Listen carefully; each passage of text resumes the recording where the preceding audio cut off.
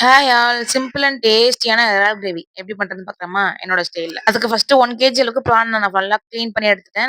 அது கூட ஒரு 2 பெரிய வெங்காயம் சின்ன சாப் பண்ணி எடுத்துக்கோங்க. அது கூட ஒரு 10, 15 சின்ன வெங்காயமும் கட் பண்ணி வச்சிருக்கேன். இது ஃபுல்லா சின்ன வெங்காயத்துல பண்ணா அவ்ளோ டேஸ்ட்டா இருக்கும். பட் என்ட்ட இல்ல. அதனால பெரிய வெங்காயம் ஆட் பண்ணியிருக்கேன்.